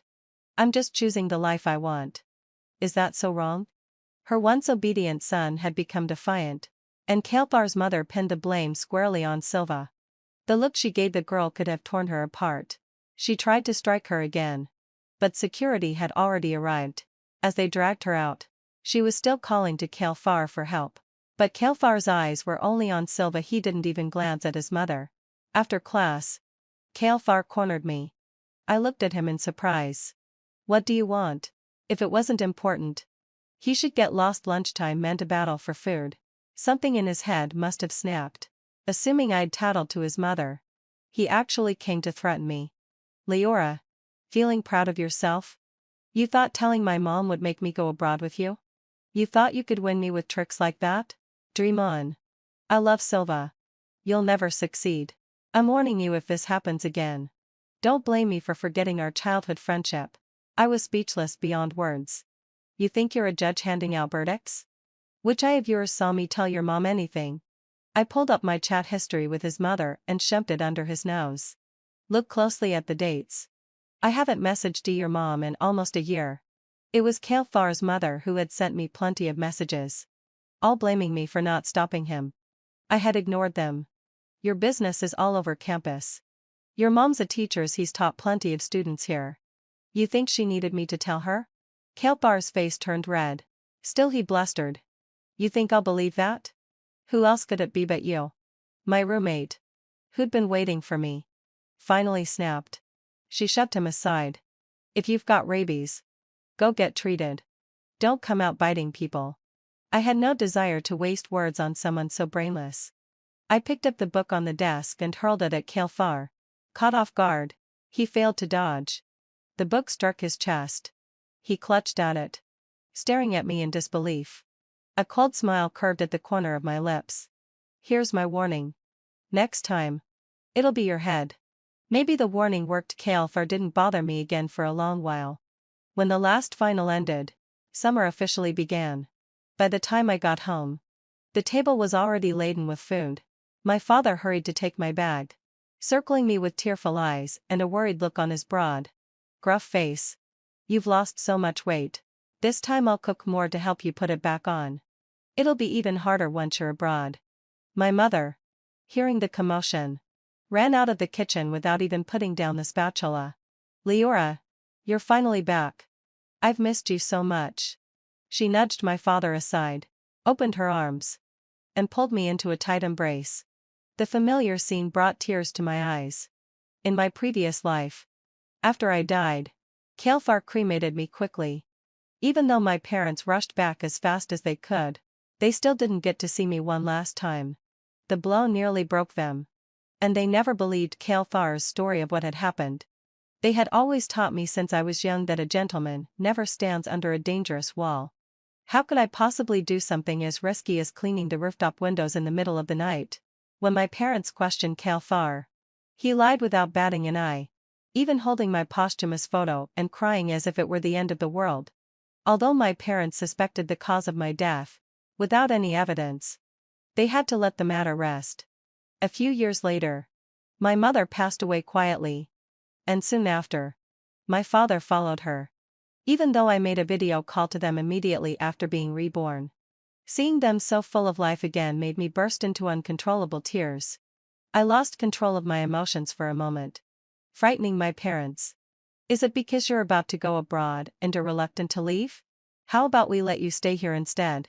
The boy next door isn't going anymore, and honestly, studying here seems fine too. My mother slapped my father lightly. What nonsense are you talking?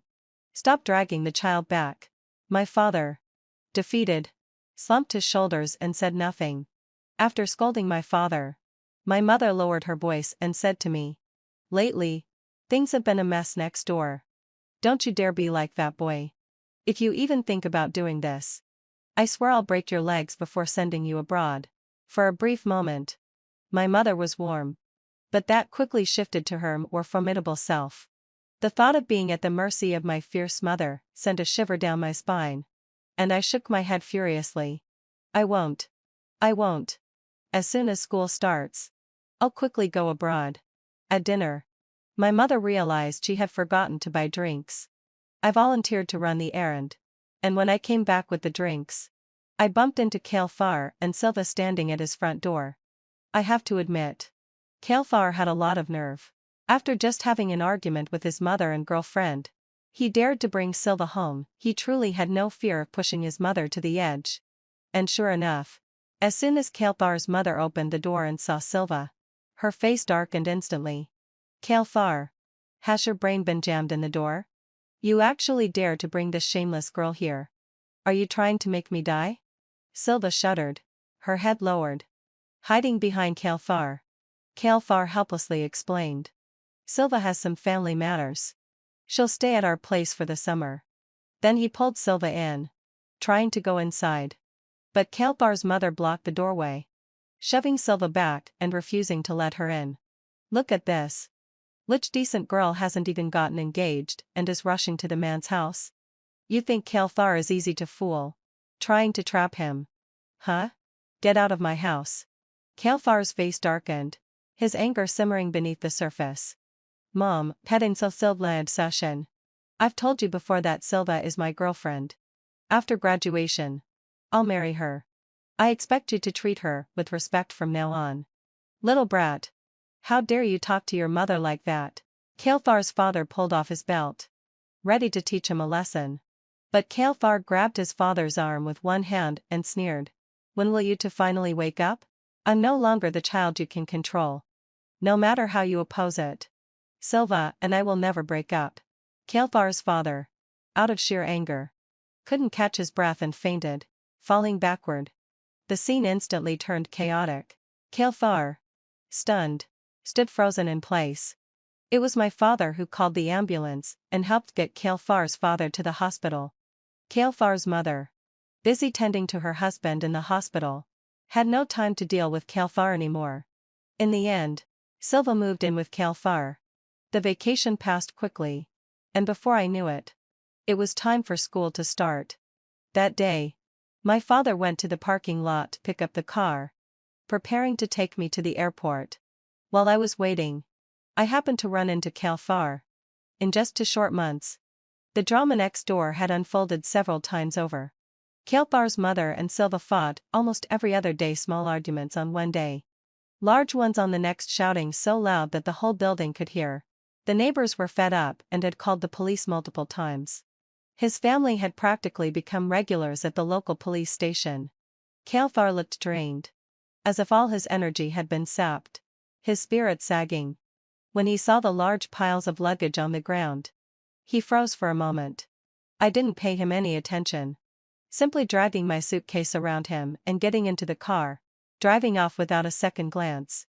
Behind me, Kael'thar stood motionless, watching the car drive away. Over a dozen hours later, the plane landed, and I arrived in a foreign country. Having been through it once before, nothing here seemed unfamiliar, especially when I ran into my mentor from my previous life. She was a kind old lady, always warm and welcoming. With her help, I quickly adapted to the new campus and the new classmates. Before long, 2 years passed in the blink of an eye. I didn't choose to return home, but stayed under my mentor's guidance, continuing my studies. In my previous life, as soon as the time came, Kael'thar couldn't wait to return home. My mentor had once suggested I stay longer to keep learning. But by that time, I was already dating Kael'thar, and I had to decline her offer, choosing to go back home with him instead. Now that I think about it, Kael'thar must have been rushing back for Silva. 6 more years passed, and I graduated with a doctorate, preparing to return home. After getting off the plane, I took a taxi straight home and ran into Kael'thar's mother in the hallway. Once home, my parents had prepared a large feast to welcome me back. My mother wiped away her tears and asked, "Finally home? You're not leaving again, are you?" I comforted her. "I'm not going anywhere. I've graduated. What would I go back for? I've already found a job." "So soon?" "Of course. I'm a Rutterney with a PhD. Lots of companies are buying for me." It had been so long since we last met, and I lost track of time while talking to my parents. It wasn't until the sun began to set that I remembered I had a class reunion to attend. Over the years, every time there was a class gathering, our high school class president would invite me. But I had always been abroad, unable to attend. He had moved the reunion to today because he knew I was coming back. Afraid of being late, I quickly tidied myself up and rushed out the door. And as luck would have it, the moment I opened the door, I ran right into Kael'thar. What a stroke of bad luck. As for Kael'thar's life these past few years, I had heard bits and pieces from my mother. In their senior year, Kael'thar's parents had wanted him to continue his studies, and he was also on board with the idea. But Silva disagreed, wanting him to find a job as soon as possible. Kael'thar, worn down by her, lost focus and couldn't study properly. As expected, he failed the entrance exam for graduate school and had no choice but to find a job. With the prestige of his alma mater, Kael'thar was able to land a decent job. Just as he settled in, his parents finally sighed in relief. But then Kael'thar started insisting on marrying Silva. His parents, already unimpressed with Silva, thought she was unworthy of their son. And on top of that, Silva was demanding an exorbitant dowry of 600 yuan and a house in the city center. His parents refused, but Kael'thar threw a fit, and in the end, they couldn't fight their son's will and grudgingly agreed. They dug into their savings, borrowed a lot of money, and managed to scrape together the amount. At first, when Kael'thar and Silva got married, they had a sweet honeymoon period. But later, everyone who joined the company at the same time got promoted, while Kael'thar stayed stuck in the same position. Silva spent money lavishly, and Kael'thar's salary barely covered her expenses. After she spent it all, she would scold him for being incapable, complaining that he earned too little to even buy her a designer bag. When their arguments escalated, they even came close to divorce. But recently, when Calthar got promoted to manager and his financial situation improved, he bought a new car and treated Silva to many new things. And they reconciled. Over the years, Calthar had changed quite a bit. He was still under 30. But his hairline had receded significantly, making him look slightly greasy. He was dressed in a suit, tie, and carrying himself like a typical successful person. He looked like someone heading to a class reunion.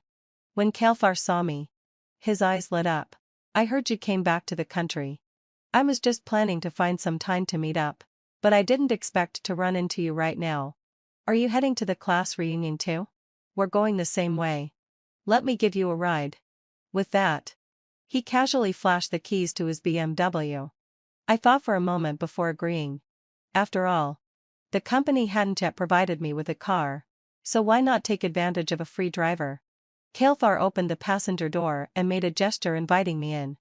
I didn't even look at it, opening the back seat door instead and sitting down. "I'll sit in the back. I don't sit in the front passenger seat casually." Calthar's face darkened, and he slammed the passenger door shut with a forceful bang. While waiting for the traffic light, he rolled up his sleeves and once again casually flashed his Rolex watch. Luxury cars and watches, these were not things ordinary people could afford. Had manager salaries really reached such heights? Or was there something shady about that money? Calthar smiled confidently into the rearview mirror. "I heard you're planning to develop your career back here. Have you found any opportunities yet?" His greasy tone made me not want to answer, so I simply closed my eyes and pretended to sleep. He mistakenly thought that meant I hadn't found a job yet. He forced a business card into my hand. "I'm kind of a leader now, so getting someone in shouldn't be an issue. You can come work as my assistant. The salary will be no less than 3,000. 3,000? I raised an eyebrow. I was curious if Calthar knew that the new company had offered me a six-figure salary. Would he still say something like that? Calthar continued to boast. You know, jobs are really hard to come by nowadays. I'm only offering this because we're old acquaintances. Most people don't get this kind of treatment." Throughout the entire high school reunion, on the way back, Calthar tirelessly tried to show me how well he was doing. Even though he hadn't studied abroad, it hadn't cost him anything. He kept talking to himself like a clown. It was laughable. The day I started my new job, I saw Calthar again and realized we were working at the same company. The CEO was a senior who had graduated a few years before me. He introduced me to everyone. And when he mentioned that I had just been appointed as the new director, Calthar's face first showed confusion, then disbelief. His face looked like someone had slapped him several times, turning from red to green. I had suspected for a while that Calthar's money wasn't clean. And now that I had him cornered, there was no way I was going to let him off easily. I secretly investigated and soon found some of his dirty little secrets. Embezzling public funds, false reimbursements, accepting bribes, each one was enough to land him in trouble. I immediately called the police. They arrived quickly at Calthar's office. At first, Calthar looked confused. But when the police mentioned he was being investigated for embezzlement, he immediately collapsed to the floor in fear. The police took Calthar away for questioning. When his mother found out, she came to my office, shouting at me. "This is all unfair. I never told him to embezzle money. Whoever spent the money, go and find them. If you get the money back, maybe you can get my son out." After that, I called security to have her removed. That night, a fierce argument broke out in Calthar's family. "My son has always been timid. If it wasn't for your instigation, he would never have done something so illegal. Now get the money back." Silva desperately clutched the box where she was hiding the money. "I spent it all already. Where would the money come from? You never said anything when you were spending it, but now you blame me. If your son wasn't so useless and couldn't earn enough money, we wouldn't be in this mess." Calthar's mother practically hated Silva. "It's all because of you. The bad luck star. Everyone else who started at the same time got promoted. But Calthar, with just a bachelor's degree, is still stuck. If he had listened to me and gone abroad to study, he should have been the one promoted to director. Kelfar's mother grabbed at the box, trying to pull it away from Silva. When she was about to succeed, Silva panicked and picked up something from the desk to smash it on Kelfar's mother's head. By the time Kelfar was released on bail and returned home, he opened the door to find his mother lying in a pool of blood. Silva was nowhere to be found, and the valuables in the house were gone. Later, Kelfar found her at a few places she frequently visited. He hit her on the head with the ashtray she'd used to smash his mother. On the third day after Silva's body was discovered, the police arrested Kelfar on a ship heading abroad, attempting to flee the country. With charges of embezzlement and intentional murder, Kelfar was facing multiple charges, and his life in prison seemed almost certain. After the court's verdict came down, Kelfar insisted on seeing me. I was curious about what he might say in his final moments, so I agreed to his request. As soon as he saw me, Kelfar burst into tears. Crying, he began reminiscing about the past. I don't know why, but I've been dreaming about the time when we just started university. Those were the best days of my life. When we were childhood sweethearts, full of ambition. Unfortunately, Henning fulfilled me. I was too foolish back then. I didn't cherish the person in front of me. If I had chosen to study abroad with you, would everything have been different? Hearing those familiar words, my fingers tight and around the book I was holding, my fingertips turning white. Kelfar's repentance seemed sincere, but not a word of it did I believe. After all, I knew very well what the alternative outcome would have been. No matter which path he chose, he would have regretted it in the end, painting an idealized version of the road he didn't take in his mind. Even if he had been reborn with the memories of his past life, he would still fail. People who make mistakes never learn to look for the reasons within themselves. The visiting time had intended, but I didn't want to hear any more. I didn't want to waste time on someone who wasn't worth it. As Kelfar lamented his wrong choices, I stepped out the door. His voice faded behind me, and his rotten life came to an end. As for mine, it was just beginning.